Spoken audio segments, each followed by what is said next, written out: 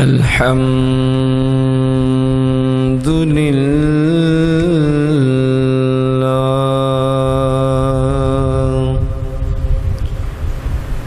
الحمد لله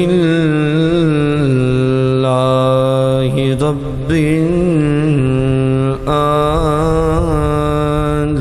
العالمين والعاقبة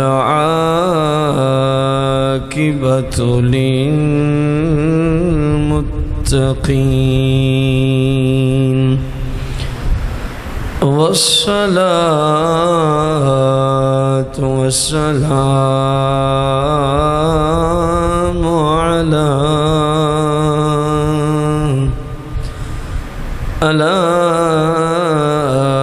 سيد الأنبياء والمرسلين وعلى آله وأصحابه وأزواجه وعلماء ملته أجمعين أما بعد فأعوذ بالله من الشيطان الرجيم بسم الله الرحمن الرحيم قال الله تبارك وتعالى في القرآن المجيد والفرقان الحميد إن الله وملائكته يصلون على النبي يا أيها الذين آمنوا صلوا عليه وسلموا تسليما الصلاة والسلام عليك يا رسول الله الصلاة والسلام عليك يا حبيب الله الصلاة والسلام عليك يا شفيع المذنبين الصلاة والسلام عليك يا رحمة للعالمين الصلاة والسلام عليك يا سيدي يا جد الحسن والحسين مولاي صل وسلم دائما أبدا على حبيبك خير الخلق كلهم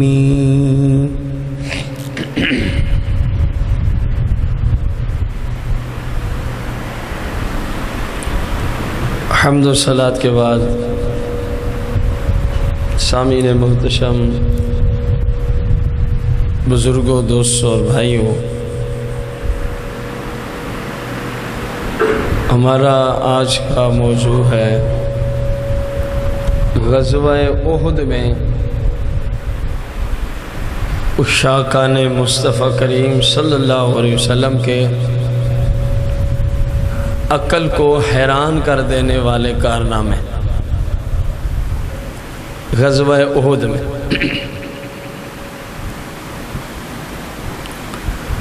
آپ صلی اللہ علیہ وآلہ وسلم کو اللہ کریم نے جنگ بدر میں عظیم فتح عطا فرمائی، جس کا تفصیلی ذکر آپ پیچھے سن چکے ہیں۔ تقریباً ایک سال کچھ دن بعد، کیونکہ غزوہ بدر 2 سن ہجری میں رمضان المبارک میں ہوا تھا، جبکہ غزوہ احد 3 سن ہجری شوال المکرم میں واقع ہوا۔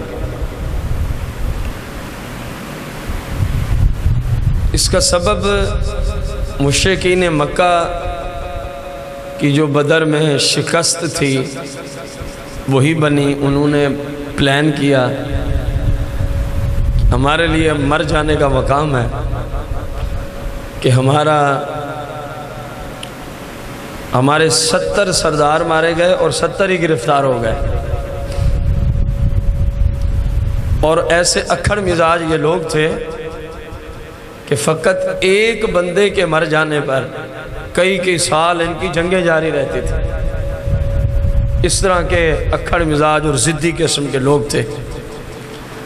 اب 70 سردار مارے گئے تھے اور 70 ہی گرفتار ہو گئے تھے، تو شروع ہوئے اس معاملے میں کہ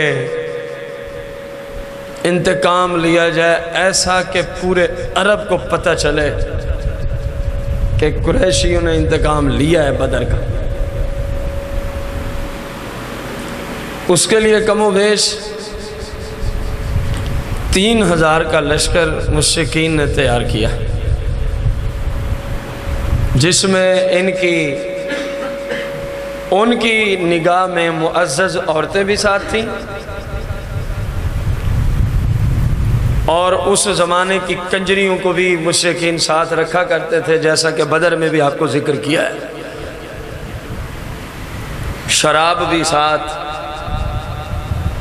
اب اپنے خیال میں وہ معزز عورتوں کو کیوں لے جایا کرتے تھے؟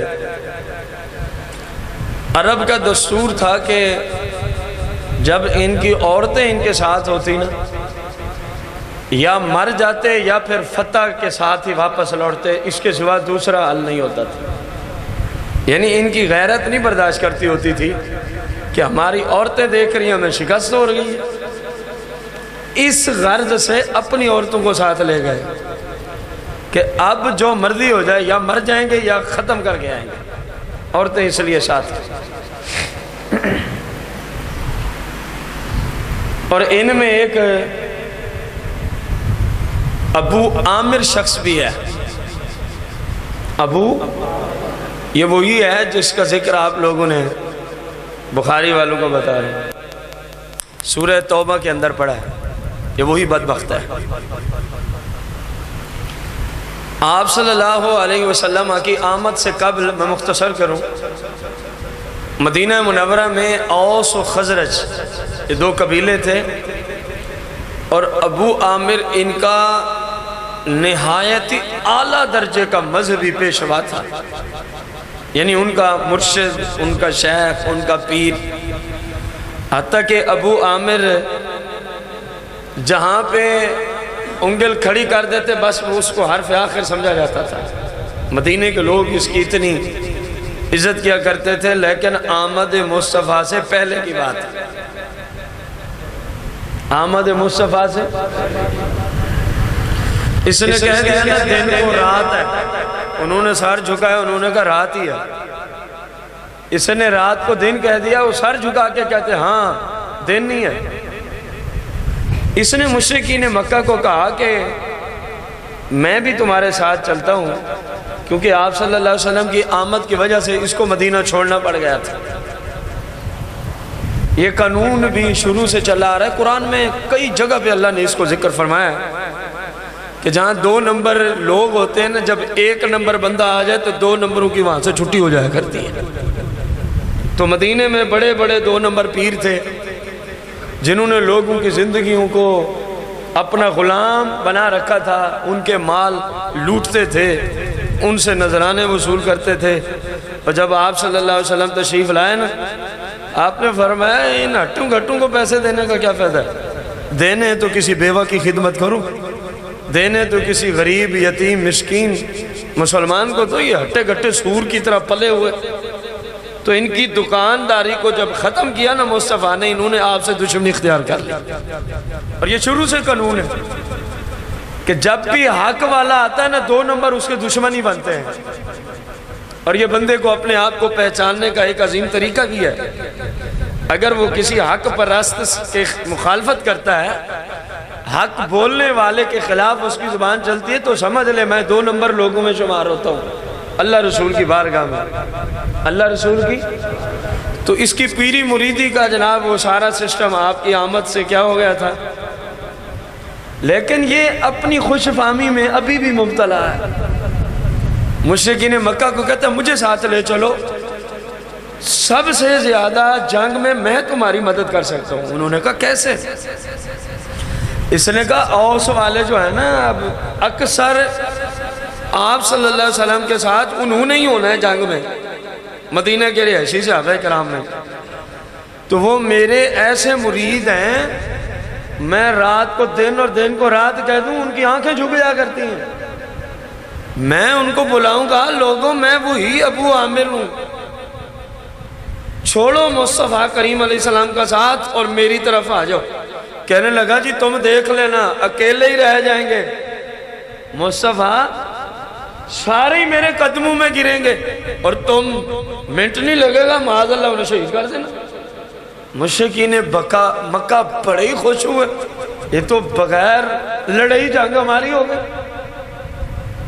آ گیا ابو عامر غزوہ احد میں، اس نے آ کے خطبہ دیا مشرکین کی طرف سے. کہا اوس والو مجھے جانتے ہو، میں وہی ابو عامر ہوں، میں وہی ابو عامر ہوں. اب یہ بات لے آنے کا مقصد کیا ہے؟ ایک تو ان لوگوں کے عظیم کارنامے، اور دوسرا آپ کو پتہ چلے کہ صحابہ کرام کا یہ عقیدہ و نظریہ ہے. جب تک حق نہیں تھا تو مسئلہ ہی اور ہے، جب حق آ گیا تو باطل کو جتنا مرضی مانتے تھے، ان کے منہ پہ تھپڑ ہی رسید کرتے تھے. کہنے لگا لوگوں میں ابو عامر ہوں، وہی جن کی ہر بات پہ تم کیا کہتے تھے؟ لبیک کہتے تھے.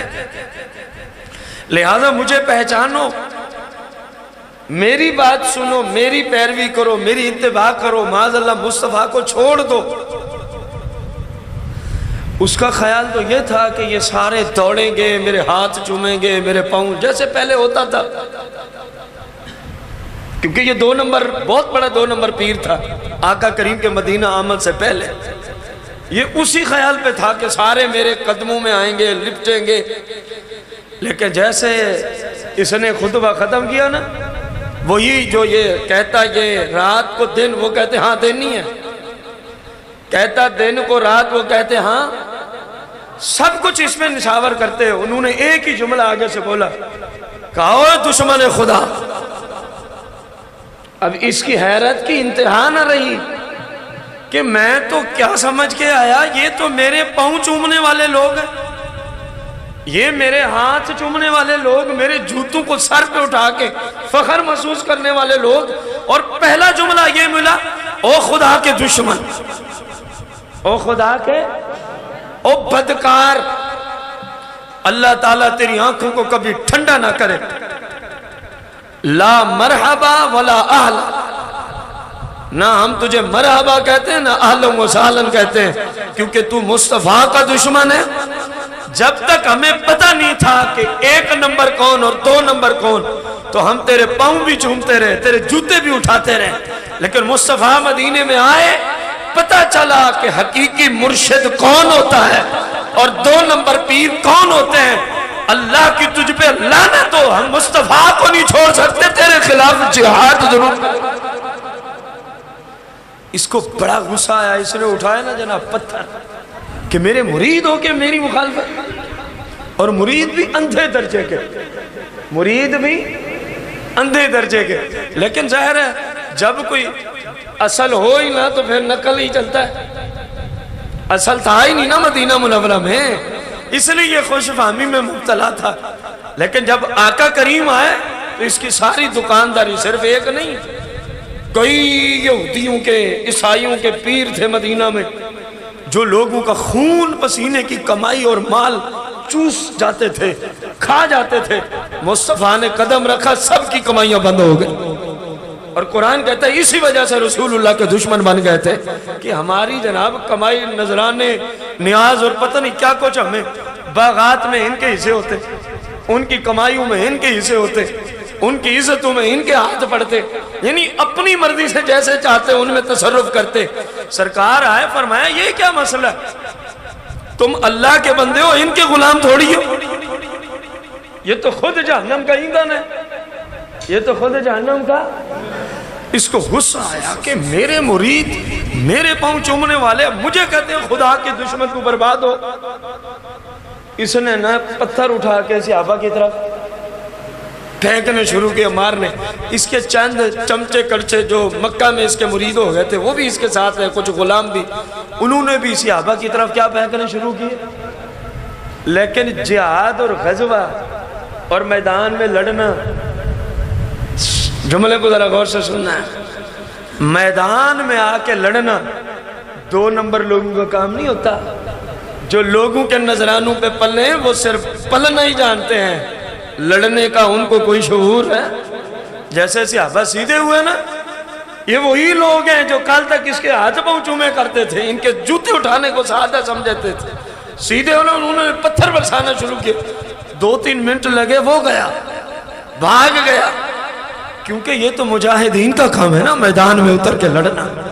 2 نمبر پیر لڑ، وہ صرف نذرانے وصول کرنے جتنے ہوتے، وہ صرف کھانے پینے جتنے ہوتے، تو نکل گیا۔ مشرکین پہ بڑا برا اثر پڑا کہ سوچ کے کچھ آئے، بجائے اس کے کہ وہ سوچ پوری ہوتی، الٹا کتنے لوگ بھاگ گئے، اور مشرکین کی فوج پہ اس کا بہت برا اثر پڑا، کیونکہ جب اپنی فوج سے کچھ بندے بھاگ جائیں نا تو بقایا کے حوصلے ویسے ہی پست ہو جایا کرتے، بہت برا اثر پڑا۔ میرے آقا کریم صلی اللہ علیہ وسلم نے ایک تلوار نکالی جب فوج آمنے سامنے، فرمایا اس کا حق کون ادا کرے گا؟ اس کا حق کون ادا کرے گا؟ بڑے بڑے اجلہ صحابہ کرام اس تلوار کو لینے کی طرف آئے، مثلا مولا کائنات جیسی ہستیاں، حضرت عمر جیسی ہستیاں، حضرت زبیر جیسی ہستیاں رسول پاک صلی اللہ علیہ وسلم کی بارگاہ میں، یا رسول اللہ ہمیں دے دیجئے، میرے آقا خاموش ہیں، میرے آقا خاموش ہیں، بس ان کے اتنے کلمات ہیں، ہمیں دے دیجئے۔ حضرت ابو دجانہ رضی اللہ تعالیٰ عنہ، یا رسول اللہ جیسا آپ چاہتے ہیں نا، آپ کا یہ غلام اس کا حق ادا کرے گا۔ سرکار نے تلوار لہرائی، فرمایا یہ لے، ابو دجانہ کو عطا فرمائی، اور پھر حق کیسے ادا کیا؟ ٹوٹ پڑے نا مشرکین مکہ پر، اور صفوں کی صفیں جہنم رسید کر دی۔ آپ اندازہ لگانا، عقلوں کو حیران کرنے والا، آپ نے اس تلوار کے ساتھ کرامت دکھائی اپنی، مصطفیٰ کریم کے دل کو ٹھنڈا کیا آپ نے۔ جب تلوار لی نا، اکڑتے ہوئے مشرکین کی طرف جا رہے ہیں، متکبرانہ چال میں، مصطفیٰ کریم بڑے ہی خوش ہوئے، فرمایا ویسے تو تکبر اللہ کو پسند نہیں ہے، لیکن جب بندہ کافروں کے سامنے ہو تو پھر اللہ کو مسلمان کا تکبرانہ انداز بہت ہی زیادہ پسند ہوتا ہے، تاکہ کافروں کے اوپر روب چھائے، تاکہ کافروں کے اوپر۔ سرکار نے اس کی بہت تحسین فرمائی۔ معلوم ہوا جب رسول اللہ کے دشمن سامنے ہونا تو پھر سر نیچے نہیں ہونا چاہیے، عاجزی رسول اللہ کے غلاموں کے سامنے ہوتی ہے، عاجزی مصطفیٰ کریم کے سچے عاشقوں کے ساتھ ہوتی ہے۔ جو مصطفیٰ کا دشمن ہو اس کی آنکھ میں آنکھ ڈال کے بات کرنا، یہی مصطفیٰ کو پسند ہے، یہی مصطفیٰ کے خدا کو پسند ہے۔ اس اصول کو یاد رکھو، لوگ کئی جگہوں پہ اس اصول کو بھول کے بات کر دیتے ہیں، اور یار وہاں تو عاجزی کا درس ہے، انہوں نے اس انداز میں رگڑ کے رکھ دیا۔ عاجزی ہے مصطفیٰ کے غلاموں کے لیے، جو رسول اللہ کا دشمن ہو اس کے لیے عاجزی نہیں۔ فرمایا رب ان کے حق میں تکبر کو پسند فرماتا ہے، ان کے حق میں رب تکبر کو، اس نے اگر 2 کلومیٹر اوپر آنکھیں اٹھائی ہیں تو 4 کلومیٹر اوپر آنکھیں اٹھا کے اس کی آنکھ میں آنکھ ڈال۔ مصطفیٰ تو جسے راضی ہو گئے، اور جس سے مصطفیٰ راضی ہے یقین جانے اس سے مصطفیٰ کا رب بھی راضی ہے۔ کیسے حق ادا کیا؟ صفوں کی صفیں جہنم رسید کر دی۔ چلتے چلتے ابو دجانہ کی زد میں نا ایک عورت آ گئی،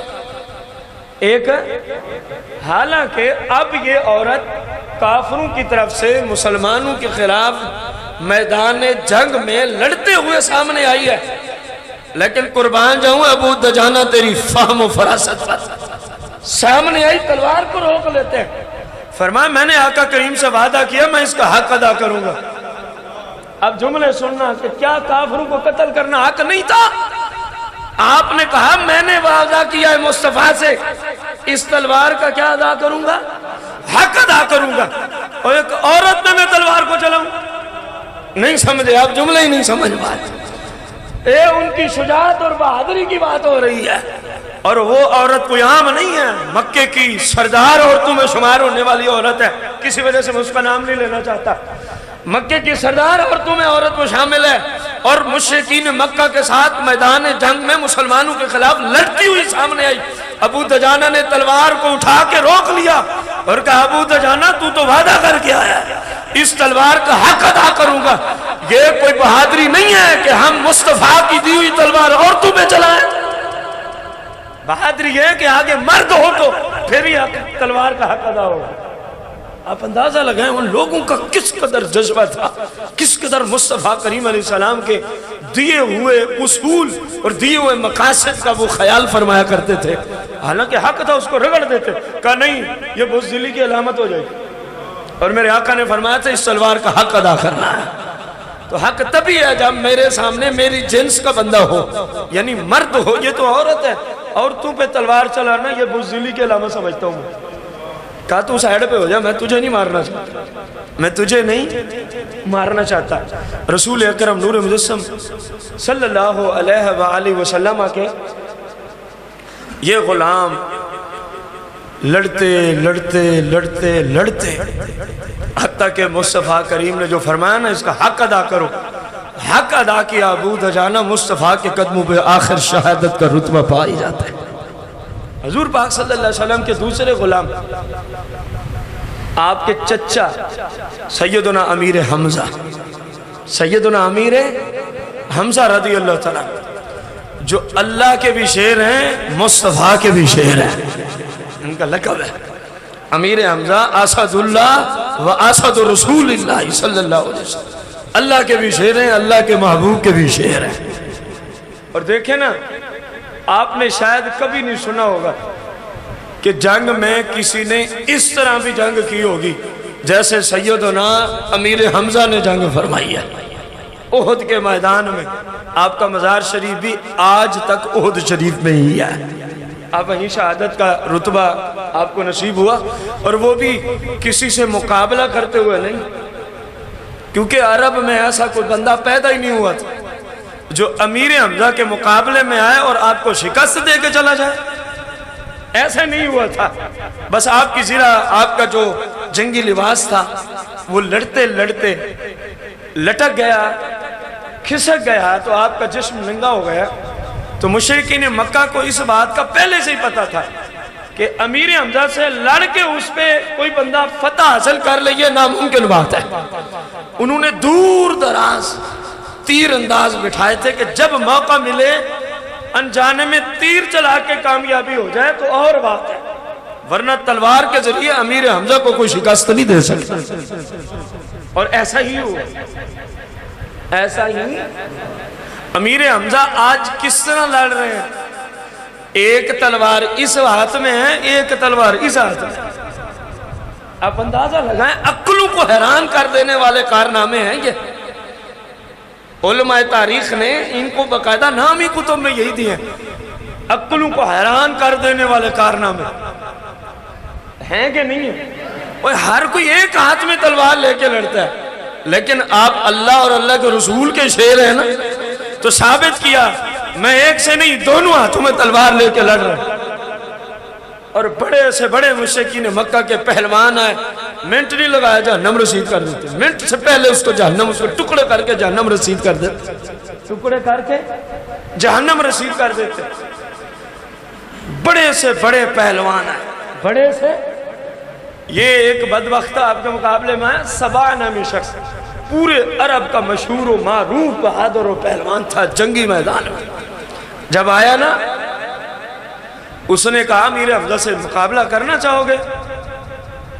امیر حمزہ اس وقت غضبناک شیر کی طرح حالت میں تھے جب اس نے یہ جملے بولے کہ مجھے کون لڑکارنے آ گیا ہے کہ مقابلہ کرو گے؟ آپ نے فرمایا ہاں اوے ختنہ کرنے والی عورت کے بیٹے. اس کی ماں نہ لوگوں کے ختنے کیا کرتی تھی. آپ نے گویا اس کو یہ عیب اور عار دلائی. کہا تجھے شرم ہی نہیں آئی؟ مجھے کہہ رہا ہے کہ مقابلہ کرو گے؟ تیری اوقات تو اتنی ہے، تیری ماں تو لوگوں کے ختنے کرتی ہے، تو امیر حمزہ سے مقابلہ مانگنے آیا؟ میں کروں گا او ختنہ کرنے والی ماں کے بیٹے. یہ بہت بڑا تانا تھا ایک بہادر کے آقا. اور پھر جنگی میدان میں، اور پھر جنگی میدان میں کہا اللہ کے رسول کے دشمن ہے جرت تو ذرا سامنے آنا، ہے جرت تو ذرا، بس سامنے آنے کی دیر تھی. آیا سامنے اللہ کے رسول کے شیر نے چلائی نہ تلوار. اب یقین جانے یہاں پہ کتب کے اندر باقاعدہ کلمات موجود ہیں کہ جب آپ نے تلوار چلائی تو وہاں اس کو تعبیر کیا کہ قضا و قدرت حرکت میں آئی، قضا و قدرت حرکت میں آئی. آپ نے ایسے وار کیا اس دشمن رسول کے دو ٹکڑے کر کے. کہا ہے کوئی اور پہلوان تمہارے پاس؟ وہ تو گیا نا جہنم رسید ہو گیا پہلے ہی بار میں. جس کو اپنی بہادری پہ اتنا ناز تھا کہ اللہ کے رسول کے شیر کو کہہ رہا ہے کرو گے مقابلہ؟ آپ کو تو غصہ آیا. فرمایا ختنہ کرنے والی عورت کے بیٹے تیری جرت ہے مجھ سے مقابلہ؟ چلائی نہ تلوار، پہلے ہی بار میں دو ٹکڑے اور جہنم رسید کر دیا. اندازہ لگانا عقلوں کو حیران کرنے والے واقعات اور کارنامے اشاقن مصطفیٰ کریم علیہ السلام کے. آپ نے سنا ہے ایک ہستی کا نام حضرت سیدنا حنظلہ، حضرت سیدنا رضی اللہ تعالیٰ، ان کو غسیل الملائکہ کا لقب ملا ہوا ہے مصطفیٰ کریم کی بارگاہ قدسیہ سے. تو وہ کیسے ملا ہوا؟ غزوہ احد کا جب آپ کی طرف سے اعلان ہوا نا اس سے ایک دن پہلے ان کی شادی ہوئی تھی. کین کی جناب سیدنا حنظلہ رضی اللہ تعالیٰ غسیل الملائکہ کیسے بنے؟ ایک دن پہلے اعلان ہوا. جب اعلان ہوا تو اس سے ایک دن پہلے آپ کی کیا ہوئی تھی؟ نوجوانوں ذرا غور کرنا، ویسے تو سارے ہی غور کریں کہ ہم آپ کی شریعت کا کتنا لحاظ رکھتے ہیں اور صحابہ کرام کن کن مشکلات میں بھی آپ کے ساتھ کھڑے ہوتے تھے. عقل کو حیران کرنے والی بات ہے. جیسے ہی اعلان ہوا نا ان کو غسل کرنا ہی بھول گیا. اعلان ہوا نا آؤ ذرا غزوہ احد کی طرف، یہ جذبہ شہادت کی وجہ سے غسل ہی بھول گئے.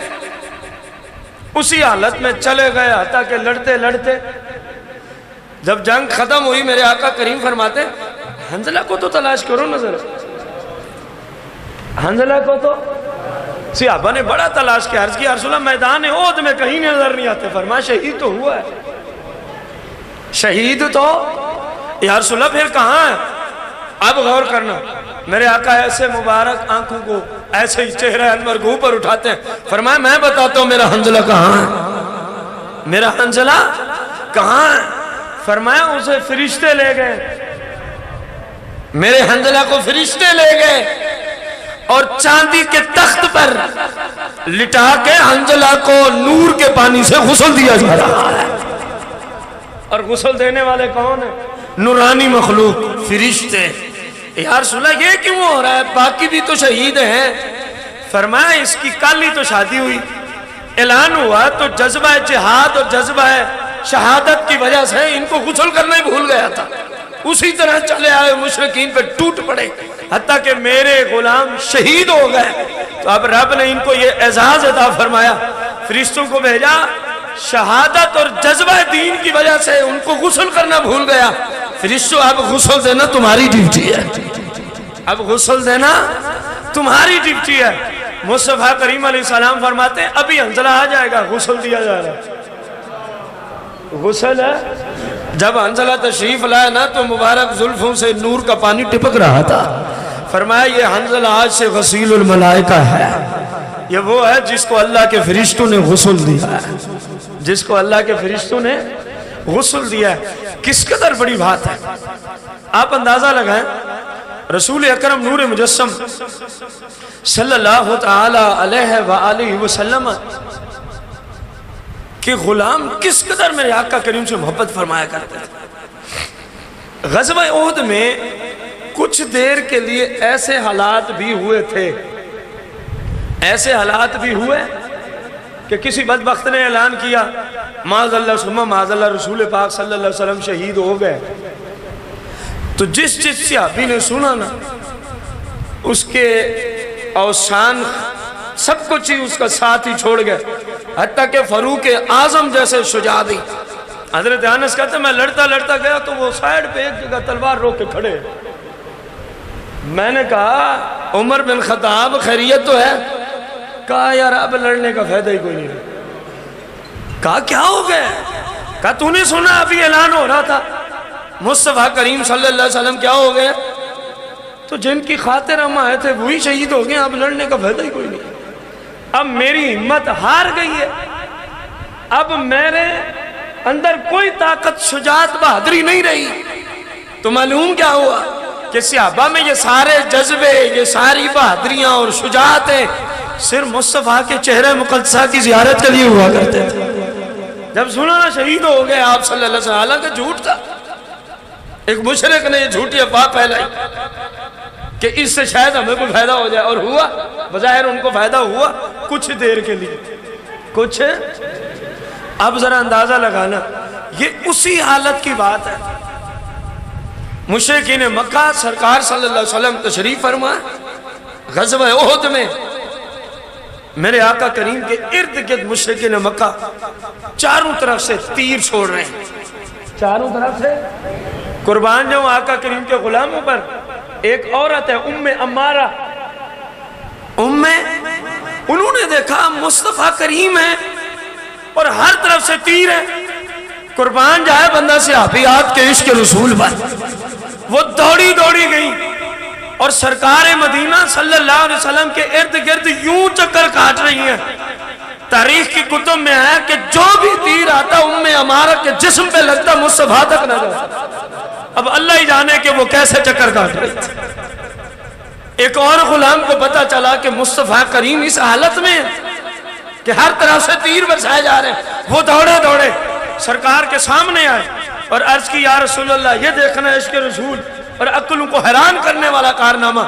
عرض کی یا رسول اللہ صلی اللہ علیہ وسلم، جب تک میں زندہ ہوں آپ تک کوئی تیر نہیں آنے دوں گا۔ اگلے جملے سننے کے قابل ہے، یا رسول اللہ لوگ تو اپنے آقا اور مولا کی حفاظت میں تیر اپنے جسم کے بعض حصوں میں برداشت کرتے ہیں، لیکن آپ کا یہ غلام جب آپ کی طرف تیر آئے گا یہ اپنا سینہ نہیں سامنے کرے گا، یہ اپنا پیٹ نہیں سامنے کرے گا، یہ ہاتھ نہیں سامنے کرے گا۔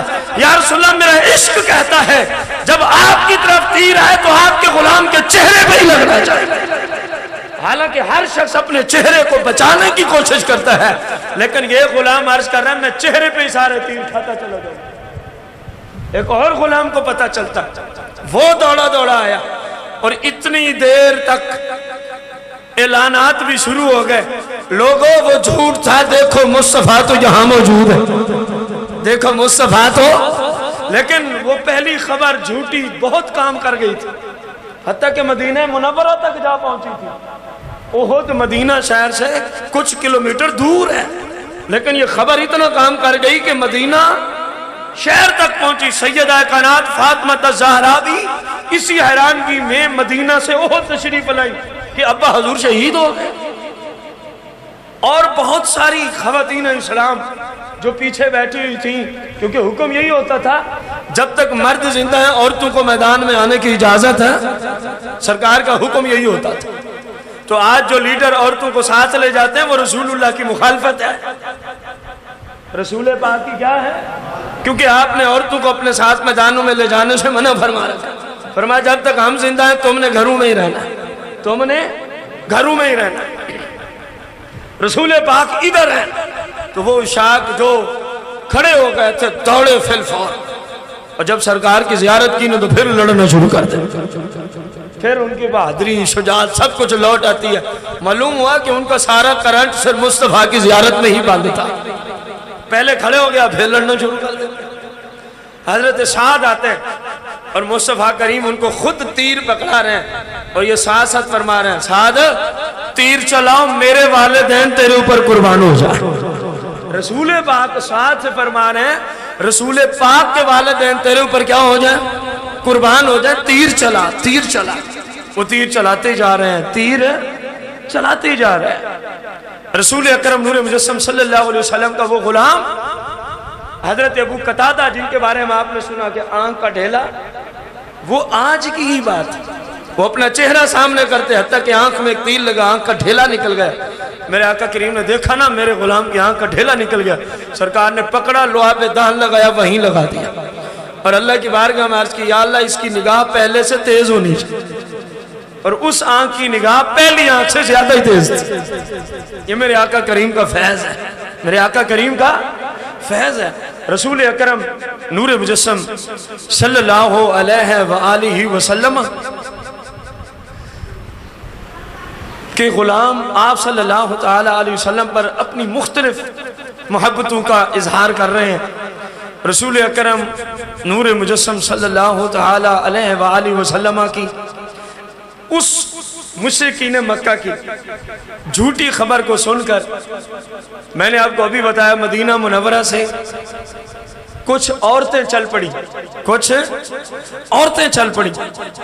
اب ان میں ایک ایسی عظیم عورت بھی ہے، ان میں ایک ایسی عظیم عورت بھی ہے کہ جس کے انتہائی قریبی 4 رشتہ دار غزوہ احد میں شہید ہو گئے تھے۔ کتنے؟ انتہائی قریبی۔ کون کون سے تھے؟ اس کا باپ، اس کا بیٹا، اس کا شوہر، اس کا بھائی، چاروں قریبی رشتہ دار ہیں کہ نہیں؟ لیکن ان کے عقلوں کو حیران کر دینے والے کارنامے اور عشق مصطفیٰ دیکھیں۔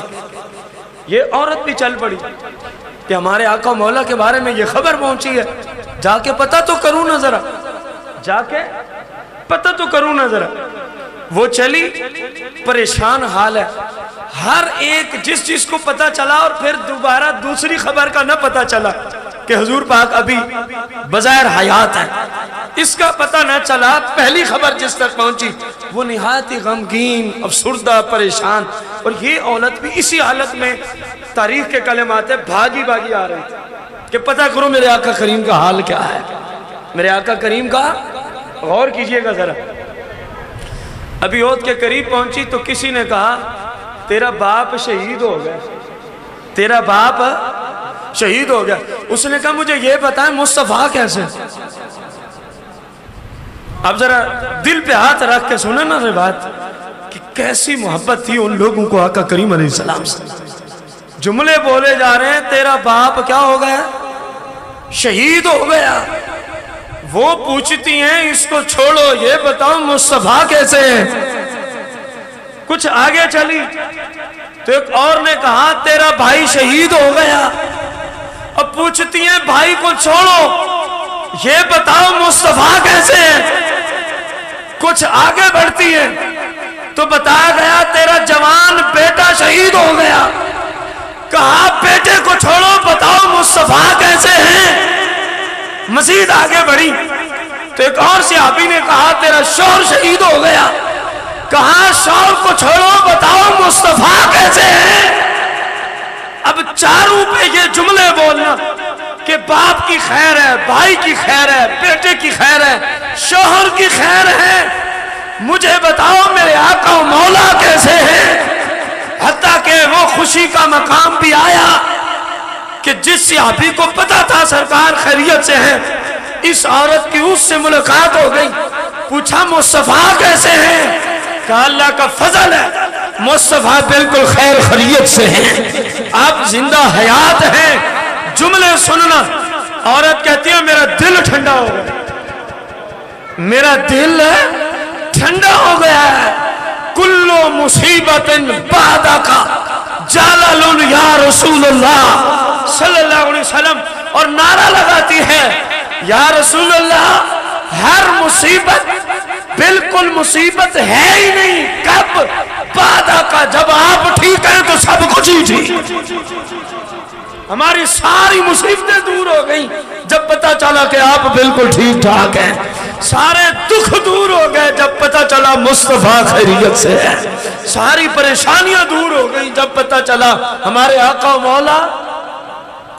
آج ایسا عشق رسول کیوں نہیں نظر؟ اب بہت سارے کہیں گے جی کرتے تو ہیں محبت آقا کریم سے، لیکن یہ آپ کی اپنی فہم خیالی ہے۔ اس چیز کو ذرا ذہن میں رکھیں نا، بندے کا باپ مر جائے، کمر ٹوٹ جاتی ہے جب کسی کو اطلاع پہنچتی ہے تیرے باپ کا انتقال ہو گیا، جتنا مرضی جوان ہو کمر ٹوٹ جاتی ہے بندے کی، یہ حقیقت ہے۔ جب کہا گیا تیرا باپ مر گیا، یہ عشق مصطفیٰ تھا؟ کہا مجھے کوئی پرواہ نہیں ہے، بتاؤ مصطفیٰ کیسے؟ کہا گیا تیرا بھائی مر گیا، کہا کوئی پرواہ نہیں ہے، مصطفیٰ کا بتاؤ۔ میں باپ بھائی بیٹے شوہر کے لیے تو آئی نہیں ہوں، میں تو مدینہ سے آئی ہوں مصطفیٰ کو دیکھنے کے لیے، احد کی طرف میں مصطفیٰ کو دیکھنے آئی ہوں۔